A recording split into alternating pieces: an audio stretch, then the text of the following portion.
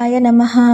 పంచమ వేదమైన మహాభారత ఇతిహాసాన్ని మనకు అనుగ్రహించింది గురుస్వరూపుడైన వ్యాస భగవానుడైతే దానిని ఒక లేఖకుడిగా వ్యాసునికి సహకరించి లోకానికి అందించింది గురువులకే గురువైన గణేశుడు. ఒకానొక సమయంలో సరస్వతీ నదీ తీరంలో దివ్య సమాధి స్థితిలో ఉన్న వ్యాసుల వారికి సమస్త సృష్టి రహస్యము వేద విజ్ఞానంతో సహా కృష్ణ పరమాత్మ యొక్క అనిర్వచనీయ మహిమను అణువణువునా ప్రకటించే అద్భుత మహాభారత ఇతిహాసాన్ని కావ్య రూపంలో లోకానికి అందించాలన్న కోరిక కలిగింది. కాకపోతే తన భావానికి తగ్గ వేగాన్ని అందుకోగలిగే లేఖకుడి కోసం చింతించసాగాడు. ఆ సమయంలో బ్రహ్మదేవుడు ప్రత్యక్షమై, మహర్షి, నీ యొక్క ఈ సత్సంకల్పానికి గణేశుడు మాత్రమే సహకరించగలడు. నీవు తక్షణమే గణనాథుణ్ణి ప్రార్థించు అని అన్నారు.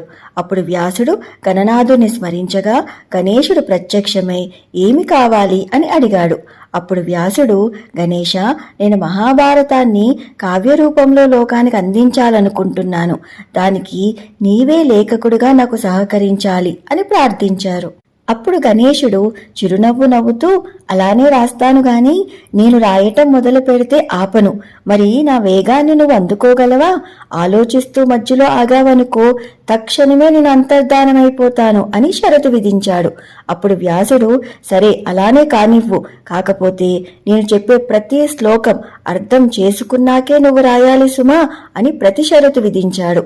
ఇద్దరి మధ్య కుదిరిన ఒప్పందంతో పరమేశ్వర ప్రార్థనతో గ్రంథ రచన ప్రారంభమైంది. అద్భుతం ఏంటంటే, ఇంతటి మహోన్నతమైన రచనకు గణేశుడు ఏకంగా తన విరిగిన దంతాన్ని గంటంగా చేసుకున్నాడు. వ్యాసుడు ఆగకుండా చెబుతూ ఉంటే గణేశుడు అంతే వేగంగా అర్థం చేసుకుంటూ మరీ రచనను కొనసాగిస్తున్నాడు.